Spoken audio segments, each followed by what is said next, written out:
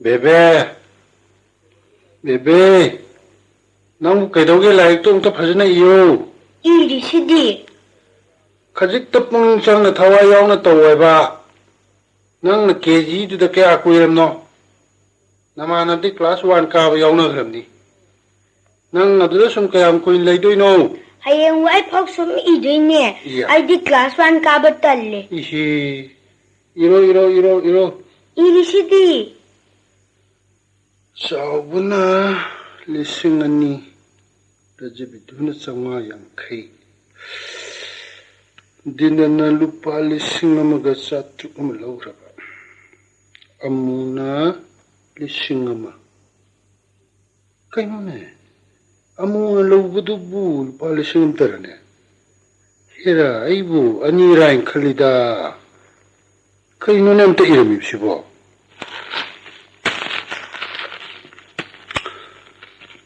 오호, 뿐나 1,300 레게다바, 아무나 짜떼 아무 동안 올라오기바. 하? 아도 어가수 빠싸움 호이네. 빠싸움 호이. 바바, 자마 후부터 일러저러게. 그다음에 일러저러게. 부부기 두칸에 찰한게바. 하이, 호바이데도 낫대다. 히삽도 호이 하이버니. 히삽도 호이 부마야 이들어. ꯌꯦꯡꯒꯦꯅꯦ ꯑꯩ ꯆꯠꯍꯟꯒꯦꯕ ꯁꯦꯒꯥꯏꯔꯦ ꯍꯣꯔꯦ ꯍꯥꯏꯕ ꯅꯠꯇꯦ ꯃꯤ ꯁꯤ ꯄꯩꯁꯥ ꯌꯥꯎꯕ ꯅꯠꯇꯦꯕ ꯁꯤ ꯍꯤꯁꯥꯕ ꯇꯧꯕꯒꯤ ꯋꯥꯅꯤ ꯍꯤꯁꯥꯕ ꯍꯥꯏꯗꯤꯅꯦ ꯃꯤꯅ ꯑꯗꯨ ꯂꯧꯈꯤꯕ ꯆꯥꯎꯕꯅ 5 ꯂꯧꯈꯤꯕ ꯇꯣꯝꯅ 3 ꯄꯤꯁꯜꯂꯛꯄ ꯀꯥꯏꯗꯅ ꯄꯥꯊꯣꯛ ꯄꯥꯁꯤꯟ ꯇꯤꯟꯁꯤꯟꯕ ꯀ ꯇꯧꯕꯗꯣ ꯑꯗꯒꯤ ꯑꯃꯨꯅ ꯑꯃꯨꯛ ꯄꯤꯔꯛꯄ ꯀꯥꯏꯗꯅ ꯌꯦꯡꯕꯗꯣ ꯑꯗꯣ ꯍꯤꯁꯥꯕ ꯀꯧꯋꯦ ꯑꯪꯀꯒꯨꯝꯕꯅꯦ ꯑꯪꯀꯒꯨꯝꯕ ꯑꯪꯀ ꯍꯥꯏꯗꯤꯅꯦ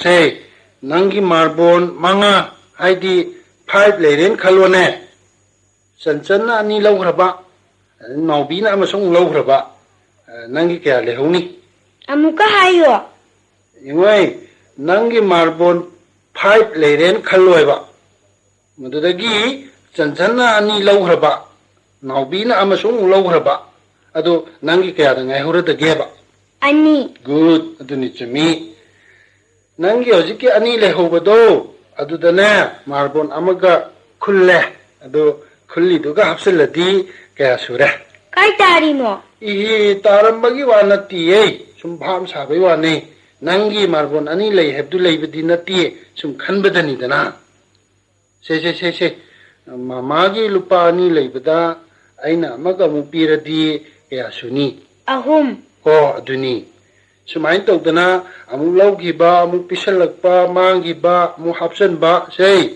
ꯑꯪꯀ ꯀꯧꯋꯦꯕ ꯍꯤꯁꯥꯕꯁꯨ ꯀꯧꯋꯤ ꯑꯗꯨꯗꯅꯦ ꯑꯩꯅꯅꯦ ꯑꯩꯉꯣꯟꯗꯒꯤ ꯃꯤꯅ ꯂꯧꯈꯤꯕ ꯄꯩꯁꯥꯁꯦ ꯀꯌꯥ ꯁꯨꯈ꯭ꯔꯒꯦꯅ ꯌꯦꯡꯕ ꯑꯗꯨꯗ ꯂꯨꯄꯥ 100 ꯋꯥꯠꯂꯝꯃꯕ ꯃꯐꯝ ꯃꯔꯥꯡ ꯈꯪꯗ꯭ꯔꯕ ꯀꯅꯥꯅ ꯂꯧꯈꯤꯒꯦꯕꯗꯣ ꯈꯪꯅꯗ꯭ꯔꯕ ꯃꯁꯦ ꯍꯣꯕ ꯀꯧꯋꯦꯕ ꯑꯗꯨꯗꯤ ꯃꯃꯥꯅ ꯍꯣꯍꯜꯂꯝꯃꯅꯤ ꯍꯣꯏ ꯐꯔꯦ ꯅꯪ ꯂꯥꯏꯔꯤꯛ 이ba ꯂꯣꯏꯊꯣꯛꯑꯣ ꯑꯗꯨꯗꯒꯤ ꯅꯪ ꯑꯗꯨ ꯂꯣꯏꯔ ꯀꯣꯈꯣ ꯑꯃꯨꯛ 이동ꯅꯤꯀꯣ ꯀꯣꯛ ꯁꯝ ꯂꯥꯏ ꯒꯥꯏꯗꯨꯁꯨ ꯂꯣꯏ ꯀꯥꯎꯔꯝꯃꯅꯤ ꯅꯪ ꯕꯕꯥ ꯆꯤꯡꯗꯕꯨ ꯂꯥꯏ ꯂꯩꯕ꯭ꯔꯥꯅꯦ ꯆꯤꯡꯂꯛ ꯌꯥꯝꯅ ꯆꯥꯎꯕ ꯃꯌꯥꯗ ꯃꯩ ꯐ꯭ꯔꯤ ꯀꯥꯞꯄ ꯂꯩꯕ꯭ꯔꯥꯅꯦ ꯍꯧꯖꯤꯛꯇꯤ ꯂꯩꯇ꯭ꯔꯦꯗ ꯅꯍꯥꯟꯋꯥꯏ ꯂꯩꯔꯝꯃꯦꯅ ꯍꯥꯏꯌꯦ ꯀꯅꯥꯅ ꯍꯥꯏꯅꯣ ꯕꯣꯕꯣꯛ ꯍꯣꯏꯅ ꯍꯥꯏꯔꯤꯕ ꯍꯧꯖꯤꯛꯇꯤ ꯂꯩꯇ꯭ꯔꯦꯀꯣ ꯑꯧ ꯂꯩꯇ꯭ꯔꯦ ꯅꯥꯎꯕꯤꯅ ꯂꯩ ꯍꯥꯏꯔꯤꯕ ꯃꯥ ꯎꯏ ꯍꯥꯏꯕ ꯍꯥꯏꯖꯟꯅꯔꯤꯅꯤ ꯃꯆꯤꯟ ꯊꯤꯔꯤꯅꯤꯀꯣ ꯃꯥꯅꯒꯅꯤ ꯍꯥꯏꯔꯤ ꯄꯣꯠꯅꯤ ꯇꯥꯟꯅꯔꯛꯏ ꯃꯥꯅ ꯂꯝꯖꯤꯡ ꯌꯥꯡꯕꯗꯒꯤ ꯐꯪꯍꯧꯗ꯭ꯔꯤꯅꯤ ꯀꯥꯏꯅ ꯍꯥꯏ ꯄꯣꯠꯅꯤ ꯍꯥꯏꯖꯟꯅꯔꯤꯅꯤ ꯆꯤꯡꯁꯤꯕꯨ ꯀꯅꯥꯅ ꯁꯥꯏꯅꯣ ꯆꯤꯡꯁꯦ ꯂꯥꯏꯅ ꯁꯥꯔꯝꯃꯤꯅꯤ ꯂꯥꯏꯅ ꯑꯗꯨ ꯀꯃꯥꯏꯅ ꯁꯥꯔꯤꯅꯣ ꯂꯥꯏꯗꯤ ꯌꯥꯝ ꯍꯩꯕꯖꯥꯠꯅꯤ ꯌꯥꯝ ꯉꯝꯖꯥꯠꯅꯤ ꯃꯥꯗꯤ ꯍꯦꯛꯇ ꯁꯥꯏ ꯀꯔꯝ ꯍꯥꯏꯅꯕ ꯀꯥꯏ ꯂꯩꯇꯦ ꯂꯥꯏꯔꯤꯛ ꯏꯔꯣ ꯕꯕꯥ ꯀꯔꯤꯅꯣ ꯅꯨꯡꯁꯤꯠꯀ ꯎꯒꯁꯦ ꯀꯅꯥꯅ ꯉꯝꯒꯦ ꯅꯨꯡꯁꯤꯠ ꯑꯁꯣꯟꯕꯗꯤ ꯎꯅ ꯉꯝꯃꯦ ꯅꯨꯡꯁꯤꯠ ꯌꯥꯝ ꯀꯜꯂꯗꯤ ꯎꯒꯁꯦ ꯊꯨꯗꯦꯛꯄ ꯐꯨꯛꯇꯦꯛꯄꯒ ꯉꯝꯃꯤꯗꯅ ꯅꯨꯡꯁꯤꯠꯅ ꯉꯝꯃꯤꯀꯣ ꯍꯣꯏ ꯄꯦꯟꯁꯤꯜꯁꯤꯕꯨ ꯀꯅꯥꯅ ꯁꯥꯔꯤꯅꯣ ꯄꯦꯟꯁꯤꯜ ꯁꯥꯕ ꯃꯤ ꯂꯩ ꯈꯣꯡꯎꯞ ꯁꯥꯕ ꯃꯤ ꯂꯩ ꯕꯤꯁꯀꯨꯠ ꯁꯥꯕ ꯃꯤ ꯇꯣꯉꯥꯟ ꯂꯩ ꯄꯦꯟꯁꯤꯜꯁꯤꯕꯨ ꯀꯃꯥꯏꯅ ꯁꯥꯔꯤꯅꯣ ꯏꯃꯥ ꯏꯄꯦꯝꯃ ꯅꯪ ꯉꯁꯤꯗꯤ ꯄꯦꯟꯁꯤꯜ ꯁꯥꯕ ꯃꯤꯅ ꯁꯥꯔꯤꯕ ꯈꯪꯉꯦꯗꯅ ꯎꯗ ꯄꯦꯟꯁꯤꯜ ꯃꯆꯤꯟꯗꯣ ꯍꯥꯞꯆꯤꯜꯂꯒ ꯅꯝꯕꯔ ꯊꯥꯖꯤꯜꯂꯤꯅꯤꯗꯅ ꯅꯨꯡꯗꯥꯡꯗ ꯃꯝꯃꯤꯁꯤ ꯀꯔꯤꯒꯤꯅꯣ ꯕꯕꯥ ꯅꯨꯃꯤꯠ ꯊꯣꯛꯇꯕ Numi takrati, numi kya ngal madu leitredana, ado di mamedana. Oh. Nunggang da mai thalati ngalidana. Ai khoi she imam manga da batu da ne numi thorok patagi ngaliba. Numi thorok trati mamma ba. Khangabro. Numi chika do bagi thok trino. Numi ti sum thok pane. Sum thok tana leng dana sum leijabani. Koine leiri ba she. Prithvi she. Masina ne sum leira ga uru unga ga ne numi ta sum koi ba. Laune. Se ka se da ne takala. Thong lon lo. Oh. Thong lo ko loi lon lo. Mommy. Mommy sini ko nungdang hai se. Yoi. Table lem than ge ko. Ngalabra. Ngale. Si numit ne khalo ko. Se numit ngale ko. Dagi se mukpu se prithvi ne khalasi ko ai khoi ne leiriba prithvi ai do. Som thangbasi ngalaga som thangbasi mamdra. Mukpu se mung leige ko. Som na ngalambadu amuk mamdra. Som amuk ngaladra. Se amuk ungge mung leige ko. Number chao na tharamba amambado ngasai wai mambado aje mung ngaladra. Cây ngô, thua mà lối đi luôn xin lại cả. Thua hàng ngô. Cây lối lên mà ban dán tôi chứ bỏ. Cây đâu lên nổ. Hai do pa ya de. Bây giờ lối liu gì nè. Nát tớ bị bè. Natte. Ai yêu phụ đã cari thi nổ. Imana pira po maruki lupa sa hundo. Lau thua mà nè. Adu nama pira prene. Imagine piro. Kada hai nung xin là nổ ba. Piroi. Bè bè. Kada hai thông kia. Khangde. Ai ngã sai nè. Se sai đã taram ba nè. Kada ban kada nung phu na ba pura iba. Phu đi nè hai thông sa nè. Nang paisa ka khangde. Akoi upu ka hangde. Adugo upu so sida. Filter marum sida thanam ba nè. Leram dri ba. Kada hai thông ra ge. Ha ne he pakhat adna. Nang wodru thanam bro. Kadai thanam ge mun yeng bodna. Ai khangi. To asil le si dia. Ai na filter marum sida thanam ba nè. Adugo mon ma kha sida leram iba. Na koi na tana kana na no ba sibu. Chai sai lo jara ge ma. Nang phu ne nam ne ye. Lam hen jenu. Masi sei si khujei matik ma le. Na ni he masi ni phu di. Bebe. Lai iro ko. Lai to bu to pa ngamali ko. Iro. Mara mo khre sadi. Oren di ne comic color ka tu ni. Mabanu wali libi dori ba. Si phau dang iraga tu ani. Hoi. Nang paisa ke wa ligi ne mama. Wate. Na koi thong ke do gi lon silam ni bino. Paisa leite na hairaga. Paisa lot pa phare ro ngasi di. O lord pa na ti e. Nang nahan gi paisa do pibiro uro. Adui wa na ti da. Bebe, mama wa hangge ba. Thong na koi do gi lon silli bino baba ga. Khangde. Asi usana mo na hanjan nga gi hangadra. Tan gidri masi nu pi di saita. Koi na kai dong ne gi. Adu de thong na koi do gi lon silli bino. Adum hangra tham ba ya drai ba. Angang gi lai ki param sum tak piram bani kainom khangalami ba. Madu na te. Adu na te to. Nang wangang na kana punte. Chalo chak tum thong lo chalo ai thabam tang na sakke. Bebe, se mama wa haige ba. Hauji ne, baba na imung da kari tauge. Khangde. Haire ro ye. Adu budi horen mapa sakra ga khangi dana. Mana haida ngongodro. Magi manung kan badune ya ki gedra ba. Sai sigi mamang sida ko. Ngoi bebe. Nang iri du lore ka ne kok sam la yamu ikhi dong ni ko. O alang do ngawi ni. A B C bu tamgadra, ko ho bu pagadra, kok samlai bu tamgadra. Hindi bu pagadra. Hai bebe, ai na hangis ni ko. Kumdra ba dine, ai ngasi nang chak pijaroi dam ni ko. Chak tum thong ro da nang bo. Ai hauji ki do khangin khai chak thongui. Nang ji sai talli. Bebe da ne numit ka mai thok pa, karam hai ta ba, karam hai na mam ba do. Kasi maman laga sum tak piram bai wa ne mi. Se ke do ge. Madu oi mo. ꯑꯩꯒꯤ ꯁꯦꯝꯐꯨ ꯌꯦꯡꯕ ꯃꯤ ꯑꯣꯏꯔꯤꯅꯤ ꯌꯦꯡꯕ꯭ꯔꯥ ꯕꯦꯕꯦ ngasi dia mama ki shampoo lai su khang do ya nungai da hing thu gai kya ei amom cha do nang puri nem to do mangai su su le nai phamung de sum biru ba ya dro nang sum lo sala ro si yaw sil la ba ga asa dia tu kan lao du bu hou di ne ka lai ngon biro kada la ona baba da la papan da ne baba ga da ada papan da imung da mama na lau da taning de ka che lai kan na tau ya ho hai ai na tan kha che kani amu cha tuning ba cha tumu se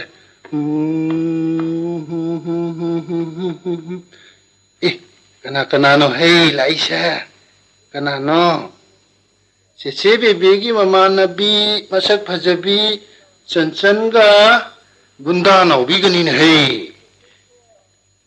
se chanchan cha masak phajai ne hey phuri chu phajai se phuri kana leibi akoi babung na kaya pi hai khang de naubi khumde na hai hao ơi nợ tu si tu aduk choro nap se pahitro ihe manam se kam thua se ke de ha de ma khu ba de loi de chale na hai ngau bo thida tu ka chaida tu ka chade nang budi kada ai tu ka cherani chong imung da bebe le hobuni bebe sana si hai sakai bong la ba na kwa akoi na ka da chakha pictru mana ga ingon da khumudara nang nga chi sana ba lari gi hojin na pa ni mung da kai da wen khang de nang khang da ba ya bro chai chi ki dra ba na ki de chai do thu de ula ma se ngang che am so em hen ba ngang si bu nang da hala ga na baba pictru sina mami pa ko ni na pang gi na si tin ma se kai no he to ko ai ngau gi si angang sa sai ne ko pura da hai na kwai ni su sa lo nei da channel ro nei mai do na ko bo mi ma sa sing song tai ni bi na ti ne nang na ngang si da phu bi su ka ri no ngang na wang na ba ngon cham mo ngang lo ngang da ti angang di la da nang yam bhap ta ti ne na sai dai ni khana ba ho ri ba angang ma mang da khana gum si angang da thi na ngang nu phu nu da na kaya ga mo ai no da hai o phu de ba ni ni hal ma sin sum khumi angang she mama na mi mama da ngang bi ba chai bi ba phu bi ba hong na de da na ai na hanjan hai ra ba na tro na ti ai na ngang si bu nang na na du na ti nang gi gyan du bu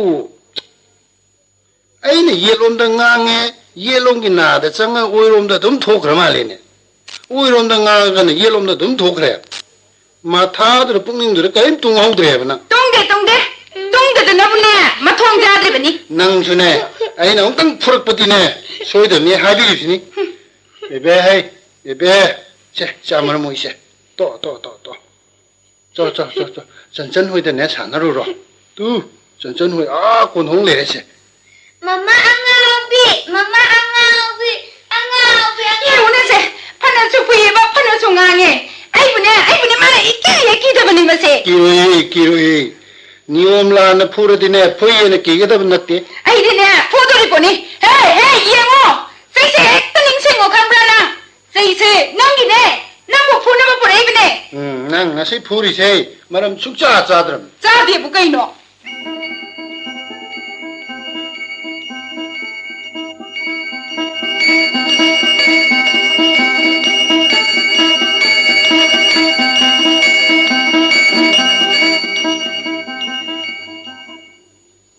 akoi ta lai di gi yum si da oi re chan khara chang si lo ai ge sa du da oi doi ni ai ge na si da phajabi ga bebe ga du da oi ro oirege bebe gi ta lai di bi di angang ga yaw re ina angang se ya nung si mi ꯑꯉꯥꯡꯗꯨꯕꯨ ꯀꯔꯤ ꯃꯃꯤꯡ ꯀꯧꯒꯦ ꯃꯃꯤꯡ ꯊꯣꯟꯗ꯭ꯔꯤꯌꯦ ꯆꯒꯨꯝꯃꯕꯣ ꯎꯝꯗ꯭ꯔꯤꯌꯦ ꯉꯁꯤ ꯎꯝꯗꯣꯏꯅꯦ ꯕꯦꯕꯦ ꯑꯩꯁꯨ ꯌꯥꯎꯒꯦ ꯅꯥꯎꯕꯤ ꯌꯥꯎꯍꯜꯂꯣꯏ ꯅꯨꯄꯥꯅ ꯅꯨꯄꯤ ꯃꯔꯛꯇ ꯐꯧꯃꯥꯟꯅꯕ ꯍꯧꯅꯗꯦ ꯆꯠꯂꯣ ꯑꯥꯗ ꯁꯥꯟꯅꯔꯨꯆꯣ ꯅꯨꯄꯥ ꯑꯣꯏꯔꯁꯨ ꯑꯉꯥꯡꯅꯦ ꯌꯥꯎꯍꯟꯅꯤ ꯅꯈꯣꯏꯗ ꯌꯥꯎꯍꯟꯖꯧ ꯆꯦꯆꯦ ꯑꯅꯤꯇꯥꯅꯦ ꯅꯥꯎꯕꯤꯅꯦ ꯑꯩꯈꯣꯏ ꯑꯍꯨꯝ ꯃꯤꯆꯪ ꯑꯗꯨꯒ ꯕꯦꯕꯦꯒ ꯆꯦꯆꯦ ꯐꯖꯕꯤꯒ ꯃꯤꯆꯪ ꯑꯩ ꯍꯤꯟꯖꯥꯡ ꯊꯤꯔꯨꯔꯒꯦ ꯊꯤꯔꯨꯔꯣ ꯍꯩꯃꯥ 이수 수레ꯗꯅ ꯑꯗꯨꯅꯦ ꯅꯤꯡꯊꯤꯅ ꯁꯥꯟꯅꯃꯤꯟꯅꯧꯀꯣ ꯈꯔ ꯆꯥꯎꯕꯤ ꯑꯅꯤꯇꯥ ꯅꯪꯒ ꯐꯖꯕꯤ ꯅꯪꯒꯅꯅꯦ ꯃꯈꯣꯏꯁꯦ ꯈꯟꯅꯍꯟꯒꯅꯨꯀꯣ 이ꯕꯦꯝꯃ ꯑꯩꯈꯣꯏ ꯕꯤꯕꯤꯒ ꯆꯟꯗ꯭ꯔꯟꯒꯁꯦ ꯎꯅꯕ ꯌꯥꯗꯕꯅꯤ ꯍꯦꯛꯇ ꯈꯟꯅꯕꯅꯤ ꯃꯈꯣꯏ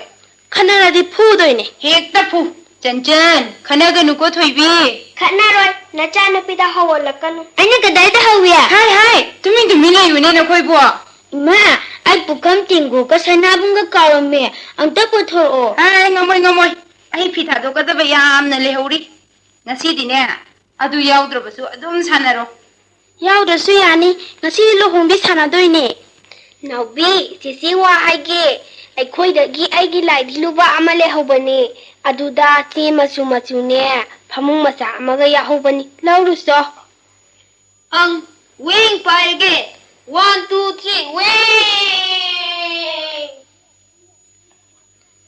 ꯕꯦꯕꯦ ꯅꯪꯒꯤ ꯐꯤꯗꯨ ꯌꯥꯝꯃꯤ ꯑꯩꯒꯤ ꯃꯣꯝꯄꯥꯛ ꯐꯤꯗꯛ ꯑꯣꯏꯅꯕ ꯑꯝꯇ ꯄꯤꯌꯨꯅ ꯂꯧ ꯑꯩꯒꯤꯁꯨ ꯃꯣꯡꯈꯨꯝ ꯑꯣꯏꯅꯕ ꯑꯝꯇ ꯄꯤꯌꯨ ꯄꯤꯒꯦ ꯀꯔꯤ ꯃꯆꯨ ꯄꯥꯝꯃꯤ ꯑꯉꯥꯡꯕꯔ ꯍꯤꯒꯣꯛꯂꯥ ꯑꯉꯥꯡꯕ ꯄꯤꯌꯨ ꯁꯦ ꯂꯨꯍꯣꯡꯕꯤꯗꯤ ꯕꯦꯕꯦ ꯑꯩꯈꯣꯏꯅꯤ ꯑꯣꯏꯔꯒꯦ ꯆꯟꯆꯟꯒ ꯐꯖꯕꯤꯒ ꯅꯪꯒ ꯑꯣꯏꯔꯣ ꯉꯁꯥꯏ ꯍꯥꯏꯕꯗꯨ ꯑꯗꯨꯝ ꯑꯣꯏꯅꯤ ꯇꯜꯂꯦ ꯑꯗꯨ ꯆꯦꯆꯦ ꯐꯖꯕꯤꯒ ꯑꯣꯏꯅꯤ ꯑꯣꯏꯖꯧ ꯆꯦꯆꯦ ꯐꯖꯕꯤꯒꯗ ꯍꯥꯏꯖ ꯅꯪ ꯀꯩꯗꯧꯒꯦ ꯇꯨꯃꯤꯟ ꯂꯩꯌꯨ ꯃꯃꯥꯗ ꯇꯥꯛꯆꯅꯤ ꯑꯩꯈꯣꯏꯅ ꯅꯨꯄꯥ ꯃꯌꯨꯝ ꯇꯜꯂꯤ ꯑꯩꯈꯣꯏ ꯅꯨꯄꯥ ꯃꯌꯨꯝ ꯑꯣꯏꯅꯤ ꯑꯩꯈꯣꯏꯅ ꯍꯥꯟꯅ ꯍꯥꯏꯍꯧꯔꯦ ꯑꯗꯨ ꯑꯣꯏꯔꯁꯨ ꯅꯈꯣꯏꯗꯤ ꯄꯣꯠ ꯌꯥꯝꯅ ꯂꯩ ꯑꯩꯈꯣꯏꯗꯤ ꯂꯩꯇꯦ ꯑꯩꯈꯣꯏ ꯄꯣꯠꯁꯤꯡꯁꯦ ꯅꯈꯣꯏꯅ ꯅꯨꯄꯥ ꯃꯌꯨꯝ ꯁꯥꯔꯒ ꯂꯧꯒꯦꯕ ꯀꯣ ꯅꯍꯥꯟꯃꯨꯛꯁꯨ ꯅꯈꯣꯏ ꯍꯦꯛꯇ ꯑꯣꯏꯖꯔꯣ ꯃꯈꯣꯏ ꯐꯖꯕꯤꯁꯦ ꯃꯔꯩ ꯍꯦꯛꯇ ꯆꯥꯕꯅꯤ ꯑꯩꯈꯣꯏꯅ ꯅꯨꯄꯤ ꯃꯌꯨꯝ ꯆꯟꯆꯟ ꯅꯪꯒꯤꯗꯣ ꯀꯩꯅꯥ ꯑꯣꯏꯍꯟꯁꯤ ꯀꯦꯕꯤꯔꯁꯤ ꯁꯦ ꯑꯩꯈꯣꯏ ꯀꯩꯅꯥꯗꯤ ꯃꯁꯛ ꯐꯖꯗꯧꯔꯤ ꯄꯣꯠꯅꯤ ꯊꯣꯏꯕꯤ ꯀꯧꯏ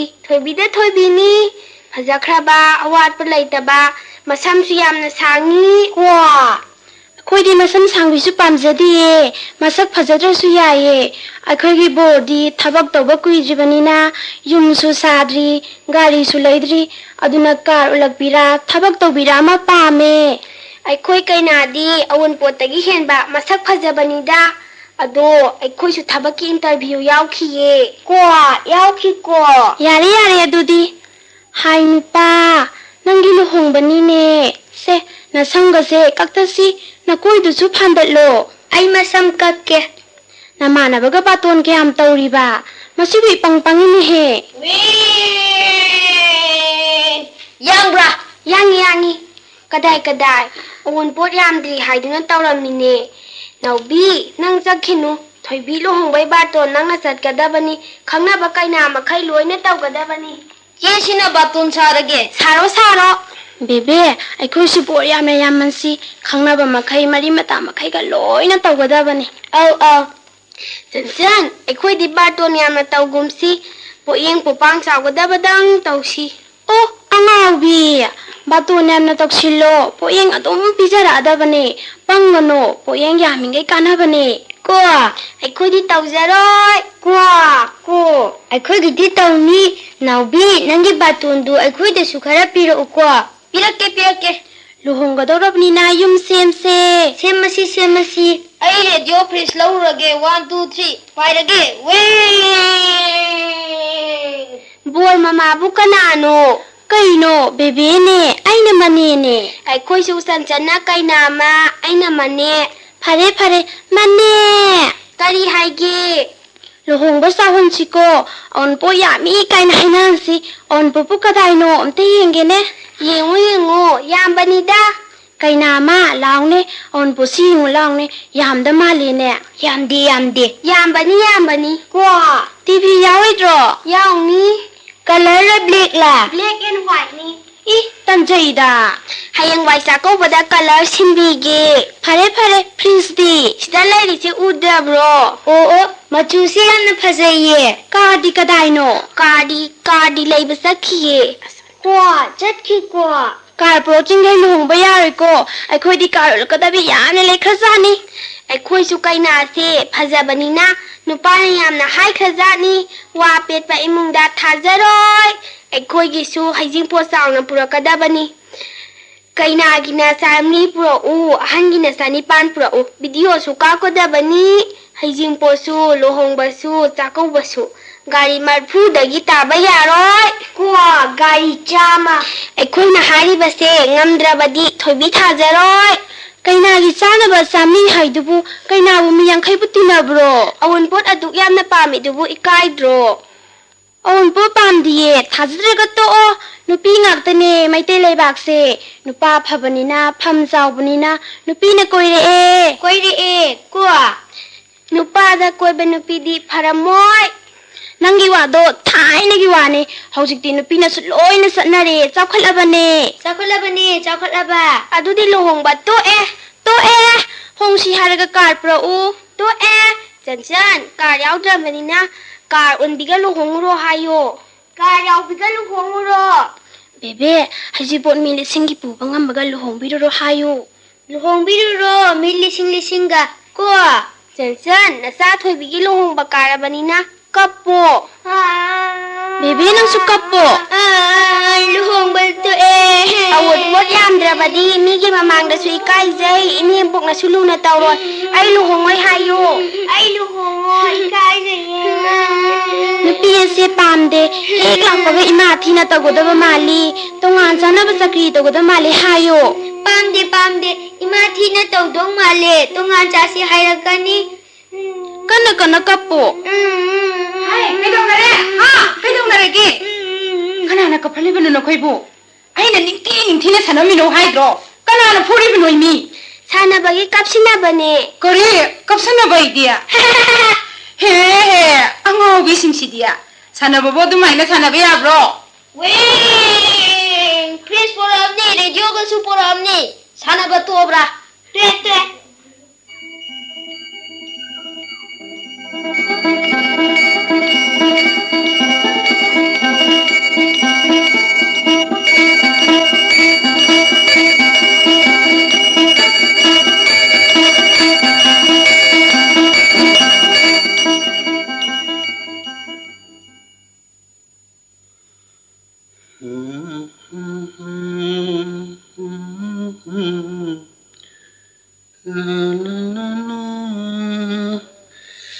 Bebe, how have you a day? Kari haige da bani. Bebe, kai haige baba da samje puro. Mama da ne samje kada hele ki hangu. ima samje kai leige o adu da leitro Laita da na hangini nai. Ai samje tu pai no da nang ni leiri si kaya sura. ai ki tu sune mafam hek ta khangge silai rese Good. Sadi maramu I singsu singi. Kari leiro oiba. best good Laini. Table da kano. Ya, table da khung ka ba ya bro. Engai ka gadra. karoi Yungoi, baba wa haige. Baba na haibe ingadaba. Baba chakrasu laik tawgadaba. Pukri manakta sanaba yadaba. Ko. Mama na ngangbadane kumoydaba. Namana waga sanabadane chintiba yade, kanaba yade ko. pinky di minamcha Sanabada minam jaba yade. Ngang pesadu lairibra. lai Duni thamjangadabni pangcha cha thokpa yade ko. Aina haibe illabdi cycle macha su laidoimi. cricket ki bet su Laini. Chalo, mama da gine rumalam puro. arang badura Ama hekta ye. Hey, chingano. Tuni ya. Oh, tam chal. Ay rumalam to piro hai. sak sa dina satladro Talak to char rage. ima Ay mama sonda leren hai. masai na hai bida bane nangre para honaruraga Ay na chadra songang di char roidro. jek tubu kaidong ikai be yagadage Tang kumanga phauda ma takai bi arwe tnu order mung le ni.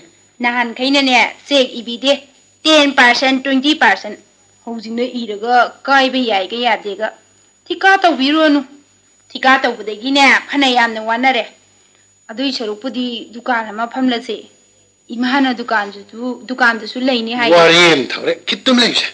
Mi thika to bude gi nungai nari myam si di. mi gai khoi ga dimana de ne Dukan phamu su du ngai. Dukan phamu de mut pa su kok thom le re. Mi ne so khar khar sing bi rak ta phamu moi na khar sa tho. ai ne he hai de ne marai to ga dong ni Marai na ti ne nang ne marai to ri di. Ima, baba na rumal piyo haye. o ming se lu pude le ho bane Talle, nang lo cho. kali kai na sat lo Talle, nam chai shikidra ide. Hey, hojik ta ne kare hai. Ha? Tan ba yat di. Chol. Ro, samara mo e. chik tu bu kai dong kai dui no ba Ihi, machine pi si sait. Ai na kaining da tra kai da ba na te wa ni. Mayam kai bi yare ka do kai lu re ke no. handak ti ne ai ngon de lising trauma pi de ba ya de ko Be mo lising tra ma da na ti e lo in pi ni e. Ai na ta le su kana gi no. o tho Baba, apamba kalor rumal se. Sa be be na pi ba do hek te yai. Se, Wai. Asda rumal amot panim le horab ni. Nasan nu pi se hino sam ba yam na sa bani hai kha su sa ra bani na da bani ma Sas nu ka su to sa. Sa thok tu na cha do phat te hai wa ni. Nung ti gi sa de ba se wa ya sing se. Te na wa ka se hai sa ga nung chu li mi se. Ka su tok de. Se a song ge hang ge ngang kim se. Le khom le na ma ai ba le te ka ri le te pa cha sa ne pa cha da sai. Si na bra sa. Angang de ba khara sun ne se re lo ni yo ku na phom ni. Ko. Wei. Ai ha ta tho gi ge.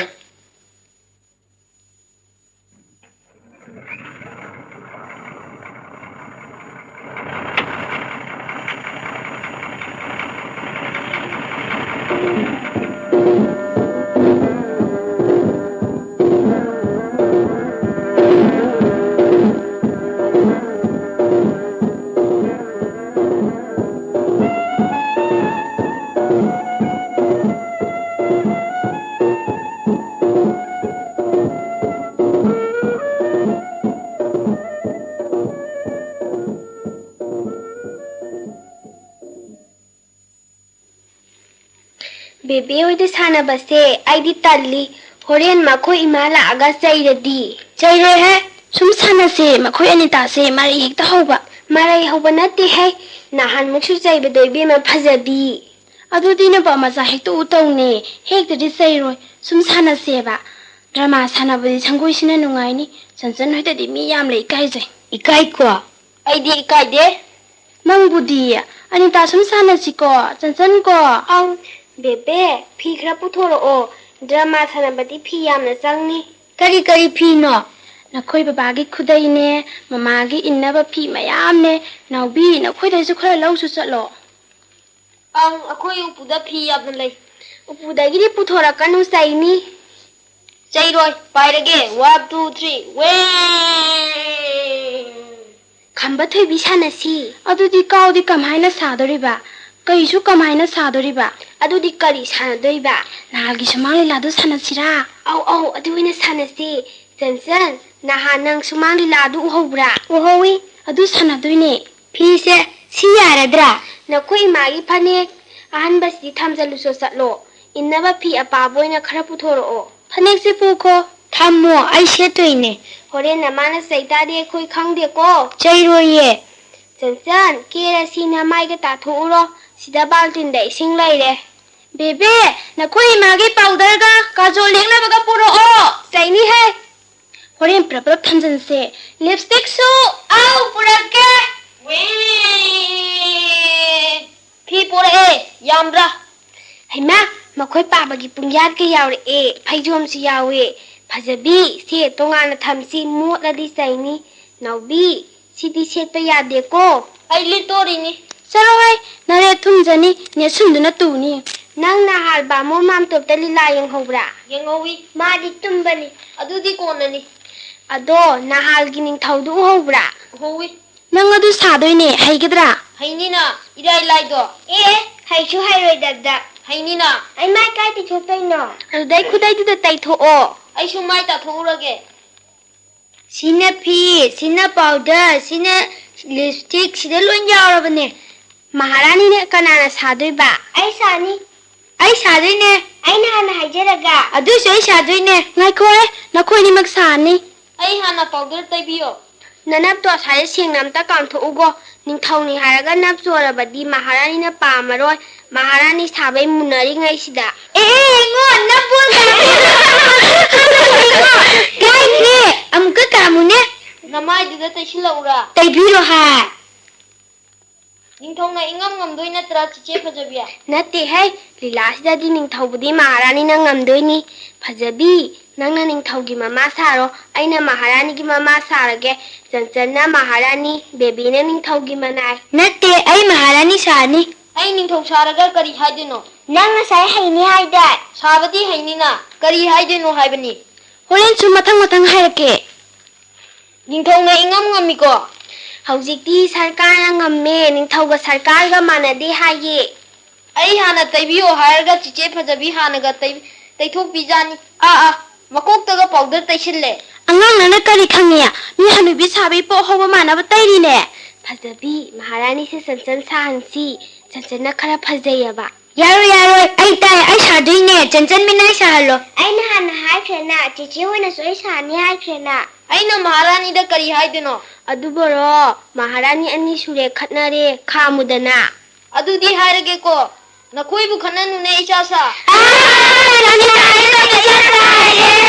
Aduni sana batu piga powder ga loi piro o pusalamage mamara ga chayani chanchan nangna pai phido aigi ne piro mabuk phatta bani phatte kai doge ge piro o Anita bebe oina Maharani sansira sana batu asi chanchan phido pitho khro chatla sila o ai khudop ta piro khanara bani na nungai re da choropon ching o choropon ga onari natra choropon ga khudop amaga ona ba honade Chanchan, chorphone hayeng pini hayu. Adudi piroi na.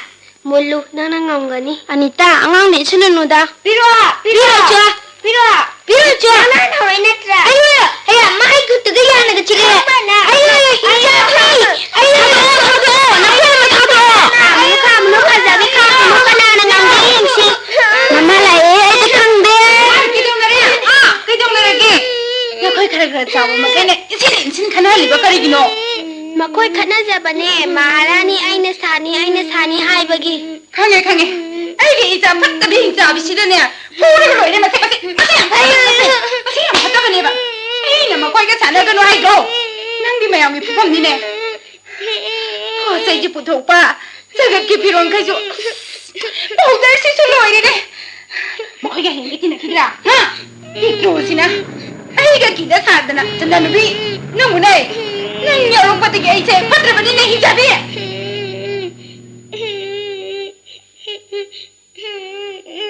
Ông cây đông này đấy. Sa pang bi se mayam gi phom oi re. Mamai da khujin mafam tari ba se amuk ti yengo. Mày ăn phở mà gan năng là sống phù bi đi nè. À đây năng chú mày ăn misang ta đấy nè. Isa se makoi ne ne tongan hek ta tahan ba.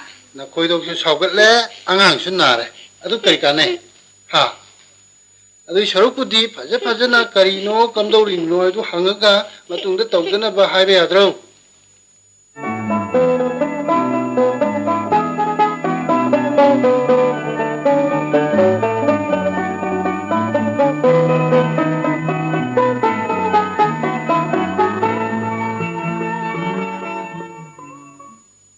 Bebe saya maramu ine aina sapon porai sing porai baba koi kokeko Ai blade bani. hey gedre na hey Hai ni. hey adulala te aduna halo aduna dile sang da ba sang da ai lagi sai Ai shu hai ye. baba theng re Hek phujulu ba. maramu ise Jatuh maramu ise baba koi koke Baba, nang koi hori kai gino. ꯑꯩꯈꯣꯏꯗꯤ ꯑꯍꯟꯅꯤ ꯑꯉꯥꯡꯁꯨ ꯍꯌꯦꯡ ꯋꯥꯏ ꯑꯍꯜ ꯑꯣꯏꯔꯀꯥꯟꯗ ꯍꯧꯗꯣꯔꯤꯕ Mama di hau dina. ꯃꯃꯥꯗꯤ ꯍꯧꯔꯣꯏꯌꯦ Kai ja. ꯃꯃꯥꯗꯤ ꯅꯨꯄꯤꯅꯦ 누피디 꼬이쇼모이도바 누파는 꼬이쇼모다바 Kaya. 블레또 사나노 놓고 촌 임마 놓고 촌이 이토에 아요나래 아영게 블레 사나비야 되고 사나가다 사나로드라 Sanaroi, nupana kay koi chomino. 라인네 누파가 누피게 세 마석 마노드나 바이드네 누피부 꼬이쇼만드리바 누파바는 쇼만리바 ये लाभगा ये नमो मतोक्षु मानदे ममैसु मानदे दना सल्लाबगी मरुम हमकादरा Marumaibu kaino. शेषे शनगिने छाइदने यांगलिन छाइसिदने सुमाइ सुमाइ तोंखतपदो O, haudong di lagasu amon sumakoi chomiko. हौदोंदी मनमद खंगने ये बेबेदी कोई सोमनेंब्रा Chomningi. करेगी Nang daw na kok toy ne. Ado, nawadi koi chomgadra. Somni माध्यम हौनी पंजाबी दोंग हौदोरिमनी Punjabi aibu kaino. पंजाबी दिने अखोइना नहानोमा नंगी नोमै लेबा चटपदा लेहौबा कोई येटपा साइदा कोई गय अब चुमबदो Karigi koi yelino. मागी ने जात खंगना बी हौना बी चटना बी की येटलिबा Jar aibu kaino. जात ऐदी करी हाइनी मखन मखन मागी मानबा सेंद्रांग की जात सेंद्रांग मखई उसी की जात उसी मखई मी की जात मी मखई येन की जात सु येन गई खंगबरा Kangde. जात ऐदिने मखल हाइबगुमबनेबा सा जात सा मखल मयामम लेदना कईसु जात अमनिदना नत्रो हुईसु मखल अमनी अदगी मीसु मखल अमनी Haudong su. हौदोंसु मासु सा मखल अमनिदना याम सौगनबा सा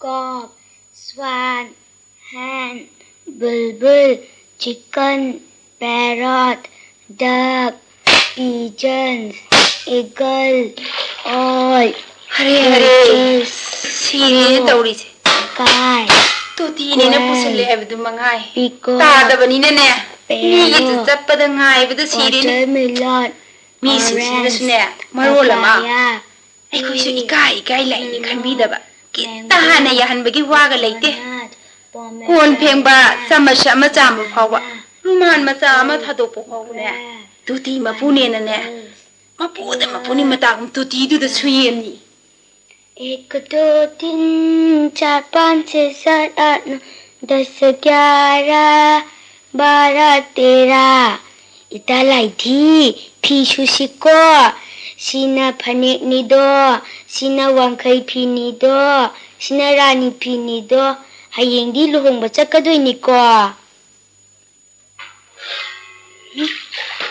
हाय कइनो नंग तौरिदुना kaino aisu phi sudoi ne mi italai thi gi ne से असाइदा कोक्तासिदा सुरु चलो italai thi mama se phatte ko phatte horen babala aga taksi ko taksi sarak loina hapchin ge yam kok na ba babung gi khongau phuri ne rumal ne mama gi phanek chu hapchin ke इनाइ Pema लोइरे हे चंदनबी नमु खना न फिसुबी हाइगेने इसिंसु लोइरे सरबसु लोइना चल मसे नंग तैसे कीब्रे की दबरेनी न हाइगे तो खिसरा तैसे कीब्रे की दबरेनी नंग न कइनो म तौनि खनबदा तैसे नि छिनु लिंग जाबी चंदनबी जाबी मम्मी पावनिंग थी ल पांगी ने आई बुकी दिने मसे पित्रो सबसु लोइरे इसिंसु लोइरे ने फने का खोंग्राव बु हामिन न बया रे मिंग जाबी मम्मी नंग नि थिबुंग न जावने बुदु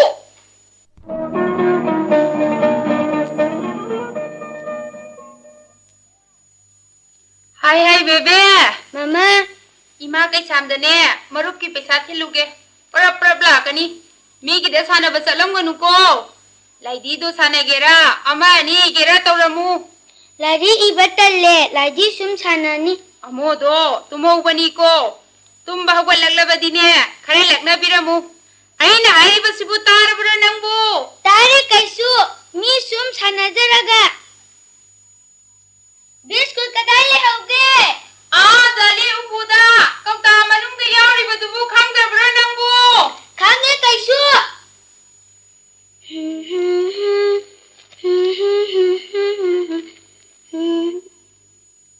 Italai nangsu isai sa udana. Hai tiye, hai roye, hai jadabado. Italai jak janasi. Sabagi thabakti yani, ita nang di chazaning bado. Thabak tabutan bagi wani, natra. Thabak haktang subas dane, taura adabane, thabak kamta topang khangre mi. Patkidraba macha. Masi angang se, hanjala adabane. Italai layram koko, amo kape. Cecila Tumu. Amo macabu kanana no. Mamala ani, amugi mamala ani. Se, habi biscuit, ya kakalo se, chasalo se amagaso, se, othora kano habine, kari angano ne he, picture sina aigasu usitene, mamit pau pangri, chandan macha, mase, biscuit chicha habine, handa mugo otho adinang chaina pugadabane, mase, chaidu kadai chakra, kapkano habine, kapkano, nang chaishi obra, to habine, mase, puragedo, mase, kangabra, nang, to ne he, picture, mamit pau pangri, aigasu ki den he, to ne he, kangabra, nang, masibu kana lauri ne he, nang bunine he angaubi, nang, apabi ojoibine nang. Hey, kaino nang dori tubo, kay dori no. Nachase, lam hendori. Hey, angan je sitare nang bude, ngaubi, masin je bes kun as. Sor pulani, loire, bikraba kay su khangdaba angan sida. Mana ga sai ni ga phuine, mase da ha. Mase. Adu khangba na, ha. Daina puno. Ai la lam da mase. Angan je sirong mani ne. To. Angau bi se. Mase ba kadum na thokador bino ne. Ana sungangi, phana su pui. Dai sina ne, ki ba ko lai ta ba. Angang na sai kiraktrabadi. Hayeng wa huran na sa din mase. Mase ma apau bi o yul bine. Ko ko ne, taning de.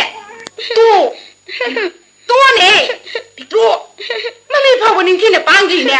Ai bu ki dini mase. To ai la to ki mase mo putia ku sha.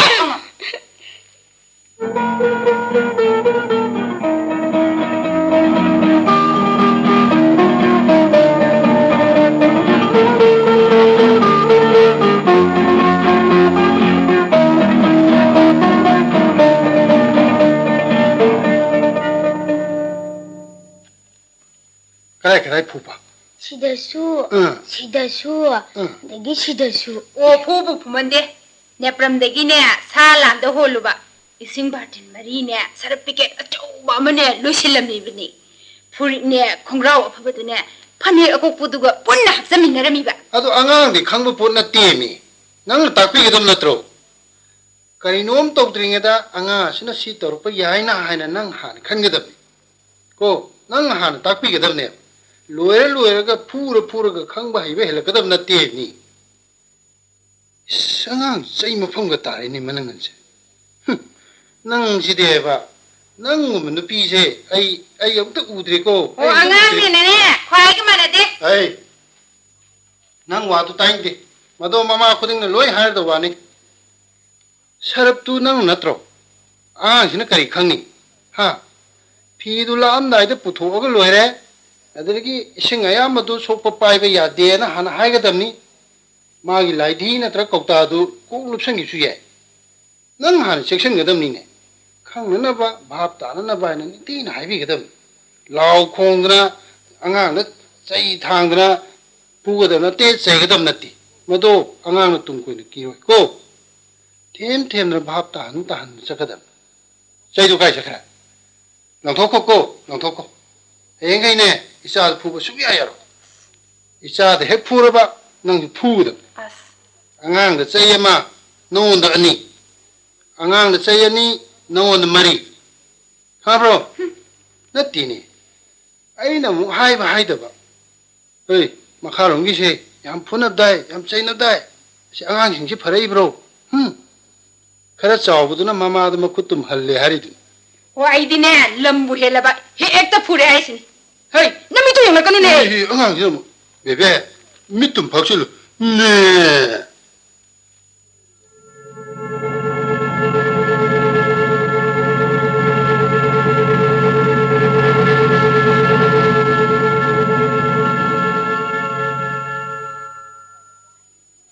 Ai khôi đang ngarang video de himen kapi nào bố suy yangi nào bố qua.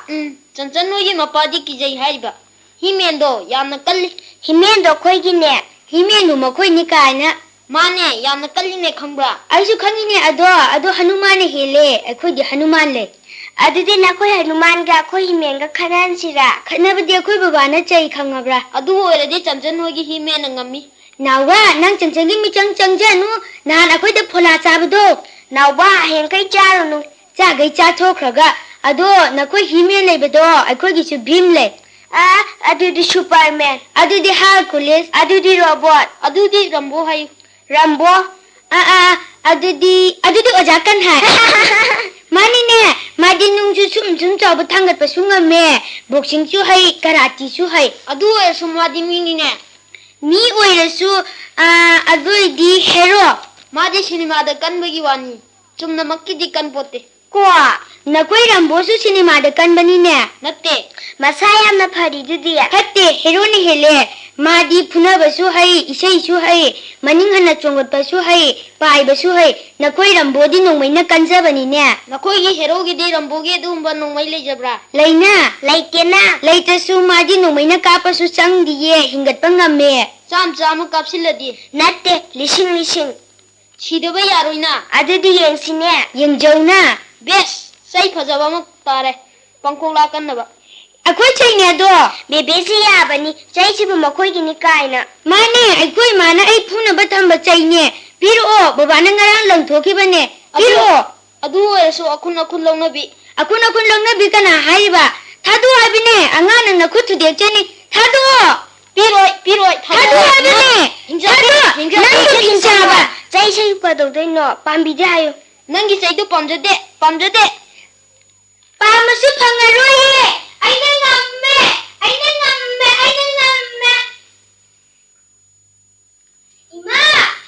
Ima. kaidong na re ha Nang na ne, ai phuna ba thamba chai do. Nau bina lauge torami ba. Chan ma khoni mi chang oiraga ne. Aina mula ine. isabi kallida Aina ne, katna chinge ba. Nau biga ngamda ja ne. Thambam da thamge ko. hoy Nungsidra, angang siya. Kaya da samjakram na. Mabu fuda na ba ina lang thokra ba chay ni hai ba phao ba. Kantha ba ngamjadri ba siya. Nungsidra siya. bebe kada jang chali binu na ko Asida! chan ko ya khana na kan ko thoi bi Ingway, hayang kay angang phubino. Athi ba ayak pa khon law dun ngangan. Maduna kigda ba nati. Nungtigi phura ba, nungtigi ngangam dine, ngoy da kirakta ba. Amhan. Lam henda helakanda ngang da yada ba, phu da yada ba, law da yada ba haibam su lady. Madugi matang su chadri. fuzarai na san pi se Angang da phaja na khangadab ni. Mangjuna na seksel hogadab. Sambal khadraga, inkhon da san changaktana po chathokra kanda, sanda phugi mahutta sambal hana khabana phabani. Ko. Hidaki makumda thari duni, angang lamba phangoi da mafamda thamu haidana. Phajakraba artani. ai se ikang he khangdu su ngai da Khangabashu khangdabaga manari ye. Aduga yengoi.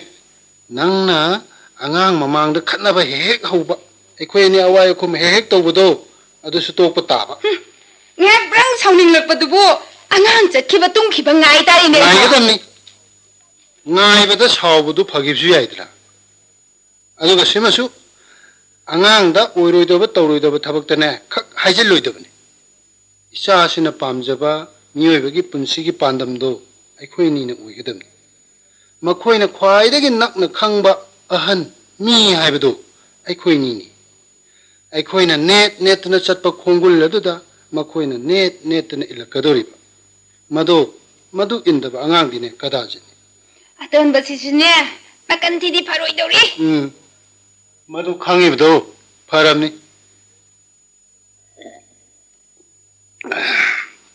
ꯅꯪ ꯆꯥꯁꯦ ꯉꯁꯤꯗꯤ ꯇꯥꯟ ꯆꯥꯕ꯭ꯔꯥ ꯀꯩꯅꯣ ꯍꯥꯎꯋꯦꯍꯦ ꯅꯆꯥ ꯅꯨꯄꯤ ꯐꯨꯔꯣꯏ ꯍꯥꯏꯕꯗꯨꯗ ꯑꯣꯏꯔꯦꯅꯤ